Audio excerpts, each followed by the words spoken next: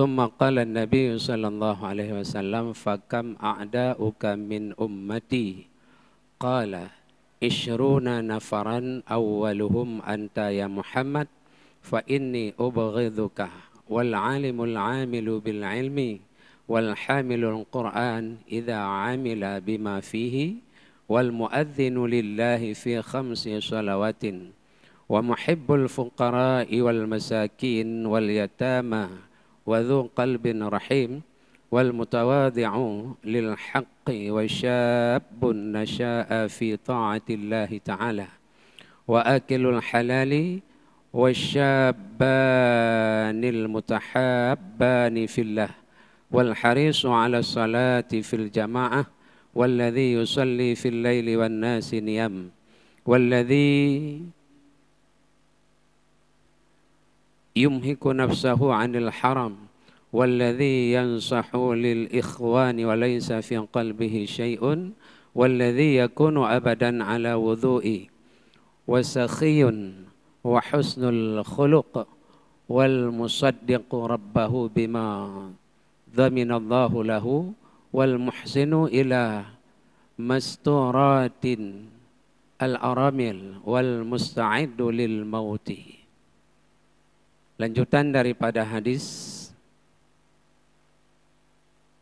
Kemudian Nabi sallallahu alaihi wasallam menanyai iblis kembali. Setelah Rasulullah menanyakan kepada iblis siapa yang menjadi temannya, lalu Nabi menanyakan kembali kepada iblis. Apa tanya Nabi? Ada berapa musuhmu daripada umatku? Nabi bertanya kepada iblis, berapa orang yang menjadi musuhmu daripada umatku? Tanya Rasulullah kepada iblis. Iblis menjawab, ada 20 golongan wahai Muhammad.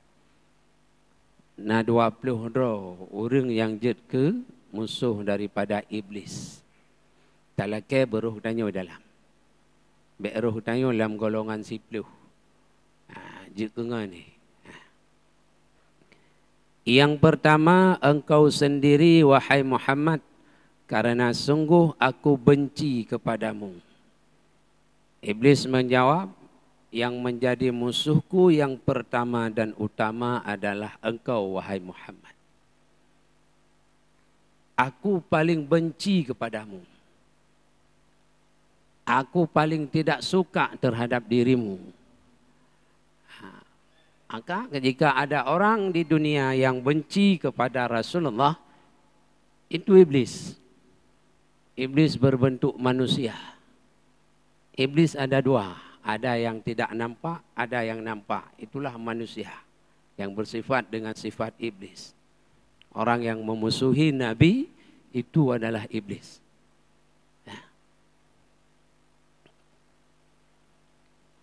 Yang kedua, kata iblis, orang alim yang mengamalkan ilmunya. Orang alim memiliki ilmu, dia mengamalkan ilmunya. Kalau haram, dia katakan haram. Kalau halal, dia katakan halal.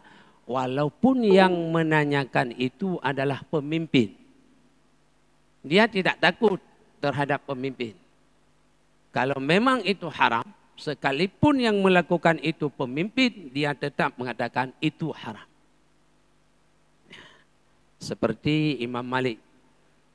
Dulu ketika hidupnya, ketika diminta fatwa agar membenarkan apa yang dilakukan oleh khalifah, maka Imam Malik mengatakan tidak boleh, itu adalah haram.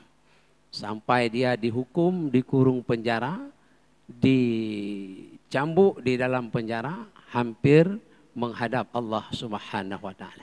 Namun mereka tetap teguh berpegang pada hukum Allah. Nah, itu ulama terdahulu. Hari ini ada juga yang demikian, bukan tidak ada. Yang kedua, orang hafal Al-Quran. Yang ketiga, orang yang hafal Al-Quran yang melaksanakan isinya. Orang hafal Quran dan dia mengamalkan isi apa yang dia hafal daripada Al-Quran itu, maka orang itu adalah musuh daripada iblis laknatillah. Musuh iblis. Tapi kalau tidak mengamalkannya, berarti enggak jadi. Karena disyaratkan mengamalkan isi Al-Quran yang dia hafal itu. Isinya. Amalkan. Yang keempat, musuh daripada iblis itu orang azan karena Allah dalam salat fardu yang 5, muadzin. Dia melaksanakan azan itu bukan karena mengharapkan honor, tidak. Tapi dia menjadi muadzin karena perintah daripada Allah, karena Allah sangat suka kepada muadzin, maka dia melaksanakan itu, menjadi muadzin karena Allah Ta'ala. Nah, jadi jangan takut. Dino wate tayu rengbang pak, gemen turut-turut. Turut-turut. Jadi hanggetim kat nyanjet ke musuh iblis. Surut, ya hanggetim mazan. Malu dia. Hangget surut, ya gejek ke musuh iblis. Ada juga kebalikannya, padahal yang geyum surut-surut, bak imam menjadi imam. Makna geyum surut-surut menjadi imam itu, kalau memang ada yang lebih daripada kita, maka kita jangan pernah mau untuk menjadi imam. Ada imam yang lebih layak untuk menjadi imam daripada kita, maka kita mundur. Nah, tapi hari ini terbalik. Ada orang yang berlomba-lomba menjadi imam, berlomba-lomba surut menjadi muadzin. Seakan-akan muadzin itu lebih rendah daripada imam. Nah, padahal muadzin itu juga orang yang mulia, dimusuhi oleh iblis. Dan tanggung jawabnya tidak besar, tidak ada kecuali dia salah bacaan. Tapi kalau imam, tanggung jawabnya sangat besar. Sangat besar tanggung jawabnya. Imam itu kan pemimpin. Nah, pemimpin. Makanya gambaran salat jamaah itu adalah gambaran seorang pemimpin dan rakyat. Nah, kayak menjadi rakyat itu siapa saja boleh. Orang mabuk boleh, penzina boleh, tukang korupsi boleh, tukang judi boleh, tukang jual minuman keras boleh, ya kan? Tukang sogok boleh, tukang makan riba boleh, siapa saja boleh jadi imam, jadi makmum, jadi rakyat. Tapi untuk jadi imam, pemimpin nggak boleh. Orang mabuk nggak boleh jadi imam. Orang korupsi nggak boleh jadi imam. Orang sogok nggak boleh jadi imam. Orang main judi nggak boleh jadi imam. Yang lepeh batik 6. Yang maghrib dan kimum. Ya, gawat. Tidak boleh. Kalau makmum boleh, siapa saja boleh jadi makmum. Rakyat itu siapa saja boleh. Tapi pemimpin tidak boleh.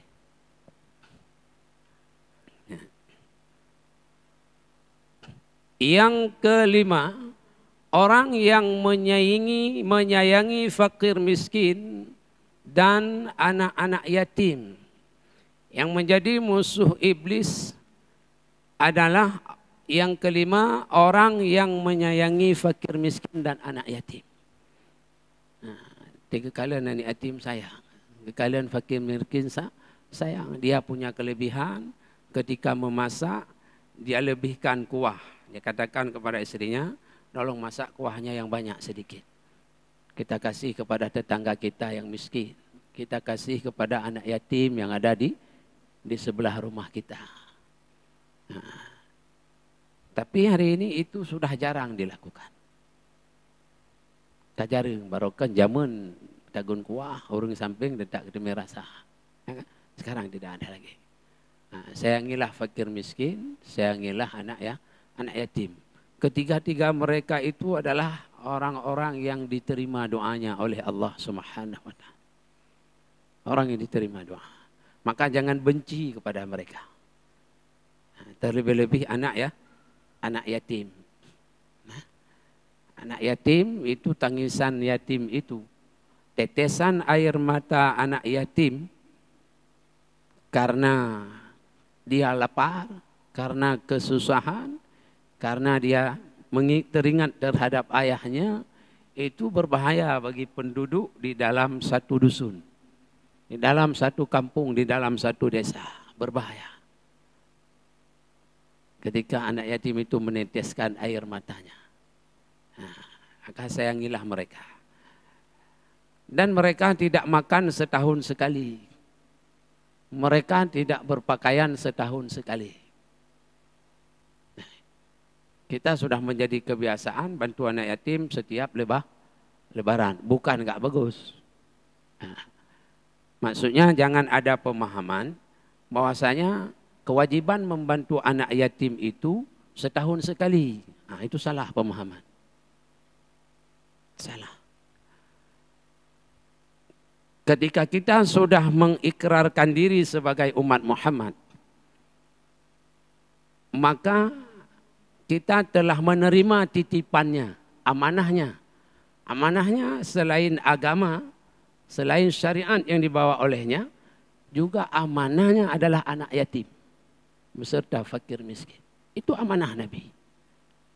Bagi orang-orang yang memiliki kekuasaan, bagi orang-orang yang memiliki kekayaan. Itu amanah.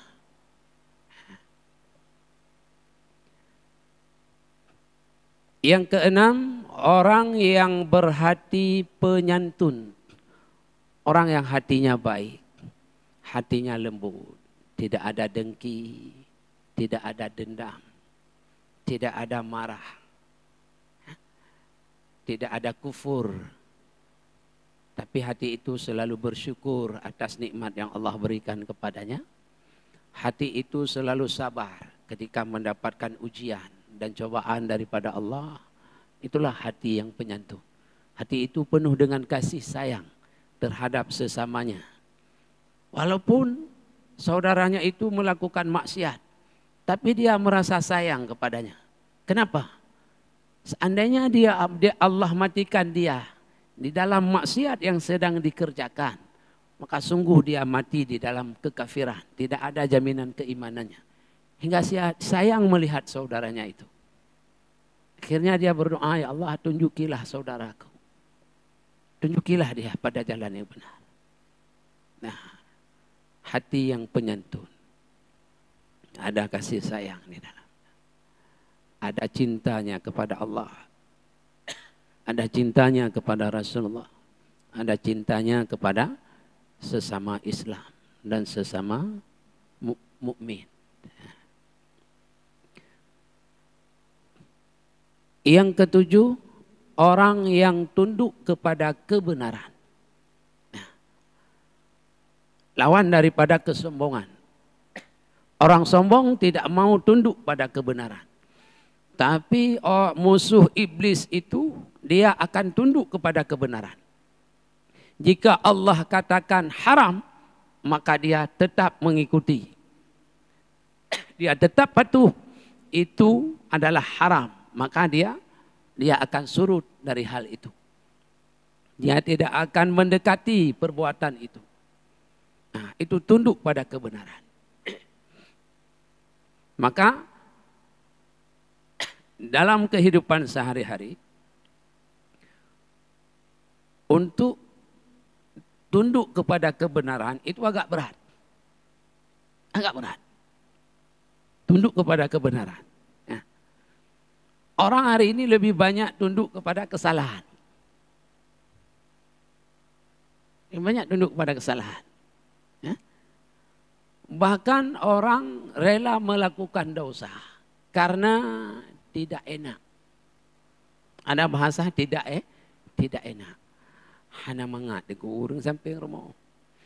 Hana mangat deku ngan akrab tak lungan nganti. Sementara kita tahu teman kita itu orang yang tidak pernah salat. Tidak pernah salat. Allah melarang untuk tidak menolong orang-orang yang berbuat maksiat. Tapi kita menolongnya. Maka kita tidak tunduk pada kebenaran. Tidak tunduk pada kebenaran. Macam-macam alasan. Alasan macam apa? Karena dia adalah kepala bagian, karena dia adalah atasan kita, karena dia adalah pemimpin kita, macam-macam. Di dunia bolehlah, nanti kita lihat di alam kubur. Teteh malaikat. Kejut ke bantu je. Hana mangat malaikat. Ilung pi hana mangat orang yang dengan Tuhan. Teman, pi aku poh. Aku poh kah? Hana mangat dengan Tuhan. Kacil lagi bantu Pak Ji. Bantu. Orangnya kupoh lu. Kacil hei. Dia bantu.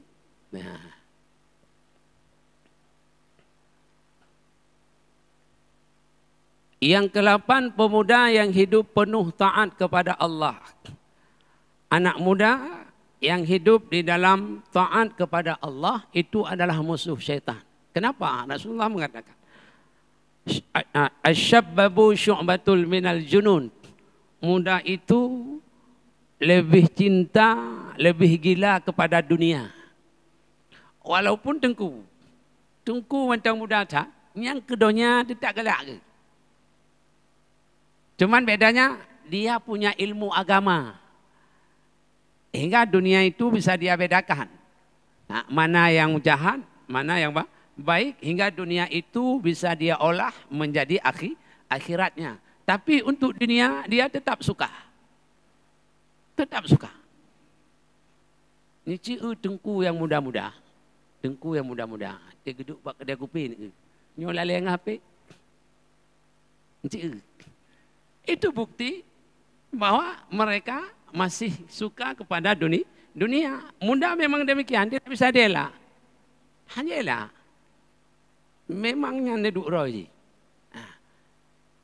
Tapi ketika muda itu dia mampu taat kepada Allah Subhanahu wa taala, inilah yang paling dimusuhi oleh iblis laknatillah. Munyo orang Tuhan taat wajar. Seduduk umur danyo taat ke wajar. Karap mati kamu betanu. Puhan taat. Hana taat bercukup urau dep. Tapi munyo anak muda taat, ini yang luar biasa. Pemuda yang taat itu luar biasa. Iblis cukup bingkeng mati dia anak muda sembahyang berjamaah, ikut pengajian, ya kan? Ikut berbakti sosial, ikut mencari dana untuk membantu fakir miskin dan yatim. Nyantik tun iblis. Ijak kenokon, ijak kedehkan, iduk sagonyokan, iduk sagejehkan. Cukup selesai. Ini anak muda yang taat. Yang ke-9, orang yang halal makanannya. Orang yang halal makanannya itu adalah musuh iblis. Musuh iblis. Maka hati-hati, jangan pernah makan harta riba. Jangan pernah makan harta haram, akan menjadi teman iblis. Hati-hati. Rasulullah mengatakan di dalam hadis yang lain, inna akilar riba yu'adzabu min hini yamutu ila yaumil qiyamah bisibahati fi bahrin ahmara mithlid dam wa innahu yulqamul hijarah kullamal qima hajaran sabbahabih thumma ada faghiran fahu fayulqamu akhara wa hakadha ilal ba'th. Sesungguhnya kata Rasulullah, orang yang makan riba itu akan disiksa sejak mati sampai hari kiamat. Orang yang makan riba, kapan siksanya itu dimulai? Sejak dia mati sampai dunia kiamat. Sampai dunia kiamat. Dengan apa Allah siksa dia? Dengan direnangkan di lautan merah seperti darah dan disuapi bebatuan. Setiap kali disuapi batu, maka ia membawanya berenang dan membuka mulutnya, kemudian kembali lagi dan disuapi batu lain lagi. Demikian seterusnya sampai saat kebangkitan dari kubur. Orang yang makan riba itu, maka Allah akan siksa dia. Di dalam kubur dia berenang di dalam lautan darah api neraka yang panas. Dan dia selalu meminum darah laut itu. Kenapa? Karena ke mulutnya Allah masukkan bebatuan panas dari dalam neraka. sehingga dia merasa haus, dan yang menjadi air yang dia minum adalah lautan darah daripada api. Itulah yang menjadi minumannya. Orang yang makan riba. Itu hanya baru satu hadis.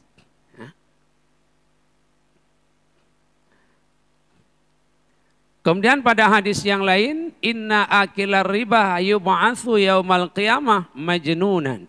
Sesungguhnya pemakan riba akan dibangkitkan dari dalam kuburnya itu seperti orang gila. Makan riba, Allah bangkit dari kubur seperti orang gila. Maka hati-hati. Jangan makan riba, jangan makan riswah, sogok menyogok, haram, dosa besar. Nabi mengatakan, la'anan Nabiya sallallahu alaihi wasallam ar-rashi wal murtashi wal ra'ishi. Nabi mengutuk Nabi. So, yang pertama pun orang sogok. Yang kedua orang yang timang sogok. Yang kelih tim yang yakme barang sogok. Amunnya dalam pemilu leweknya jika tim ses dan partai. Partai yang mendukung menaikkan orang yang melakukan sogok, maka pemimpin partai itu termasuk dalam raisi, orang yang mendukung tim ses pelaku sogok. Maka dia juga ikut di dalam membiayai orang yang baik-baik untuk membeli neraka. Nah, itu haram. Pada hadis yang lain, ar-rashi wal murtashi finnar. Orang yang menyogok dan pemakan nyogok itu isi daripada neraka. Finnar, dalam neraka keculoknya. Maka jadi Pak. Ini hampir sering saya katakan, saya ingatkan. Dan ini mesti diingatkan berkali-kali. Kenapa? Setelah kita ingatkan, tetap itu terjadi. Memang wajar karena ada neraka, nggak mungkin orang baik semua. Nah neraka.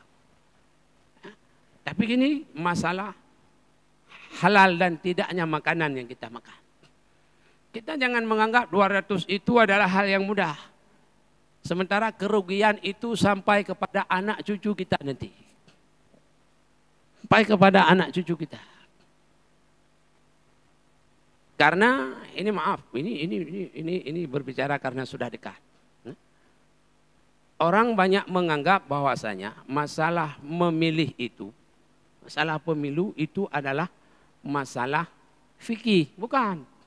Para ulama sudah sepakat bahwa masalah memilih pemimpin, baik legislatif ataupun eksekutif, itu adalah masalah akidah.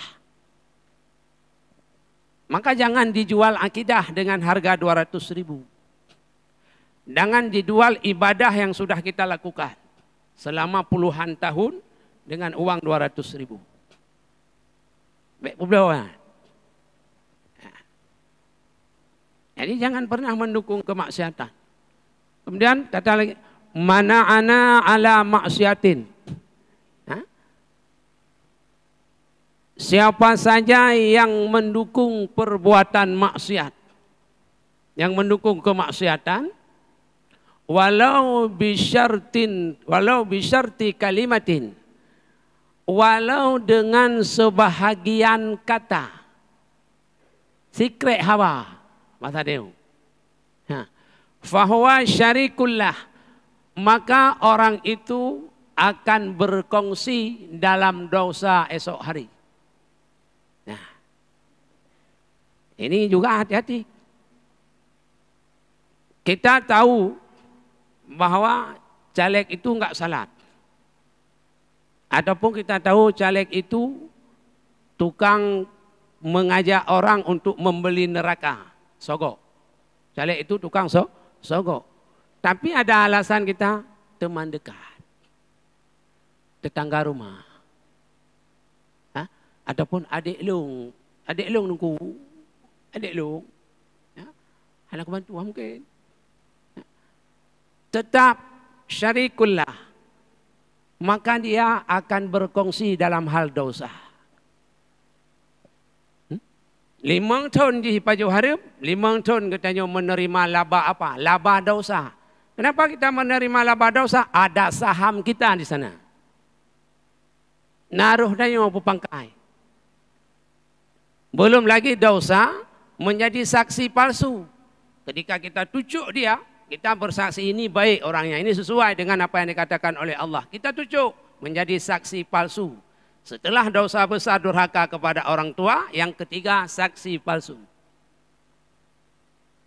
Kita jangan menganggap remeh, menganggapnya ta'ala. Tiknya yang nak tunggu 200 ribu kan, 5 tahun ni bila bah. Laba pula laba dosa. 5 tahun ni 5 tahun ni Pajuh Harip, 5 tahun tanya terima laba dosa transfer. Ini nasi terima gaji tip tahun. Tanya tali 200 ribu kali 5 tahun terima dosa yang Pajuh gaji je. Kami lucu. Apakah hanya ibu tapu? Apa saya hanya ibu tapu? 5 tahun ibu laba dosa. Pep lah, lu ku bantu je, hanya bantu lu bulan hanya bantu. Mu tapu hanya ibu. Apa saya tapu hanya ibu? 5 tahun ibu hansip. 5 tahun ibu laba dosa pula. Hansip. Ta'awanu 'alal birri wat taqwa wa la ta'awanu 'alal ismi wal 'udwan wattaqullaha innallaha syadidul 'iqab. Kata Allah, tolong-menolonglah pada perbuatan baik dan ketakwaan, dan haram tolong-menolong atas perbuatan maksiat dan dosa. Takutlah kepada Allah karena azab Allah itu sangat pedih. Hana cerita. Dalam ayatnya, pukehnya anu tu, pukehnya ada, tu pukehnya adun, pukehnya dekat, pungan dekat, ngan jioh, ngan to, hana mo'oh ban. Ataupun yang partai galak danyo sementara urang yang PE dalam hanai semayang, sementara urang yang PE dalam gaduh yang sokok-sokok urang, tetap harum dukung dan tanyo munyota dukung, maka akan berkongsi pada dosa. Nyan Allah berkah lu. Tetap terima dosa selama 5 tahun. Seandainya dalam 5 tahun hidup ke DPR, naik pegat klub tempat minang, selama idang klubnya, ke-ke-ke-tanyo roh terima dosa. Idang klubnya 10 tahun dah terima dosa. Jadi terima laba walaupun tengah hukum Tuhan. Jadi tak nak hidupnya senang je. Peng tamang pedang klub inan tuku urung je mabuk urung minang ina. Tapi hasil daripada hidup pada DPR, roh ketanya top je. Yang ketanya roh kan. Dosa. Jadi tengok kata Pajuh Harip. Yang dia kata Pajuh Harip 200 ribunya kan banget. Selama dalam taubat selamanya hanya getung semayang Tuhan. Putih ku tengah. Selama dalam tak taubat, taduk lagi yang tak yakbut, anak ketung Tuhan. Ini topeng mentang yakbut ke pura-pura. Aduh. Lama kalau tak taubat, yang pengen 200 ribu. Tapi kebak murah dah 200 ribu. Tapi selama je, kalau tak taubat, hang ketung semaya, hang ketung doa, awena amai ketulak dia Tuhan. Hang karat biar patah. Buat play kurang. Oh, memang peluput. Bet apa yang li? Agak panas. Lanjutkan dah habis. Yang ke-10, orang yang dibenci le iblis laknatillah, orang muda yang saling mencintai dalam jalan Allah Subhanahu wa taala. Anak muda hidup saling cinta mencintai karena Allah. Karena Allah Subhanahu wa taala. Cinta mencintai karena Allah. Nah, kan galak karena kaya, kan galak karena ngenyan jabatan, kan galak karena ngenyan kedudukan, kan galak karena ngenyan pangkat sehingga antuk kejadian sobekeng macam-macam, kannya. Tapi cinta karena Allah Subhanahu wa taala. Karena Allah. Dia bercinta karena Allah Subhanahu wa taala. Cinta karena Allah. Yang ke-11, orang yang semangat untuk salat berjamaah. Orang yang memiliki semangat selalu dia berupaya dapat salat berjamaah selalu, itu adalah orang yang dimusuhi oleh iblis. Orang yang dimusuhi oleh iblis. Alhamdulillah, kita yang semua ini yang selalu bersungguh-sungguh salat berjamaah, karuh dalam golongan musuh oleh iblis. Alhamdulillah. Syukur. Yang ke-12, orang yang melakukan salat di malam hari saat mana orang-orang tengah tidur. Yang ke-12, orang yang selalu bangun tengah malam melaksanakan salat tahajud. Itu adalah musuh daripada iblis. Kenapa? Karena waktu tahajud itu adalah waktu yang paling istimewa. Allah akan memberikan 4 macam kepada kita yang belum pernah Allah berikan kepada manusia yang ada di dunia ini. Itu kelebihan waktu tahajud. Dan orang yang selalu rutin melaksanakan salat tahajud, itu IQ-nya semakin hari semakin meningkat, semakin hari semakin meningkat. Dan dia akan menjadi orang yang jenius. Mau anak kita jenius? Coba usahakan agar sepertiga malam selalu kita bangunkan dia untuk melaksanakan salat. Memang itu rumit. Ya? Tapi kita cara ngelam dengkulung jenius karena umur kali 50, umur kali 60. Cara. Coba bangun tengah malam salat tahajud selalu. Coba 40 malam berturut-turut. Coba lihat. Ada tidak perubahan di dalam cara berfikir kita? Coba tes. Karena itu sudah dilakukan oleh orang Israel, orang Yahudi. Dan waktu tahajudlah yang membuat Habibie itu menjadi orang nomor 1 di tempat dia kuliah di Jerman. Salat tahajudlah yang membuat dia itu menjadi orang yang jenius di tempat dia kuliah, Habibie. Awal dia tidak pandai, biasa-biasa saja IQ-nya. Selalu nomor 3. Tapi begitu dia salat tahajud, maka temannya yang Yahudi ini yang juga bangun tengah malam. Cuman dia tidak salat, tidak zikir karena Yahudi. Hingga Habibie mampu mengalahkan mereka. Salat tahajud. Bangun tengah malam. Kemudian yang ke-13. Orang yang mengekang dirinya dari yang haram. Orang yang memaksa dirinya. Menjaga dirinya untuk tidak melakukan perbuatan haram. Nah, salah satu perbuatan haram ini yang banyak terjadi setiap 5 tahun sekali, golput. Bikin haram golput, haram. Nabi mengatakan, "Mammata walaysa fi unuqihi bay'atin." Barang siapa yang mati sementara di atas pundaknya ada tanggung jawab untuk memilih pemimpin tidak dia lakukan, mata mayyitatan jahiliyah, maka matilah dia akan sebagai mati jahiliyah. Tidak ada cerita, tidak pergi. Oh, tidak ada yang bagus. Tidak mungkin. Syekh Yusuf Al-Qaradawi, ketua ulama dunia, dia mengatakan, cara memilih pemimpin itu baik eksekutif ataupun legislatif ada 3. Yang pertama, ini orang baik semua. Maka kita lihat, di antara yang baik itu ada yang terlebih baik, itu yang kita pilih. Bukan pilih karena uangnya, bukan pilih karena sogokannya, bukan pilih karena bantuan rumah, bukan pilih karena bantuan Magicom, bukan pilih karena bantuan listrik, bukan. Ada. Kemudian yang kedua, ada yang baik, ada yang buruk. Sudah jelas, kita pilih yang baik. Yang ketiga, ini lebih itu lagi. Balai naga tengku. Balai berteh hana semayang. Gimana tu? Tak ulang kawannya. Yang paling dit puput maksita.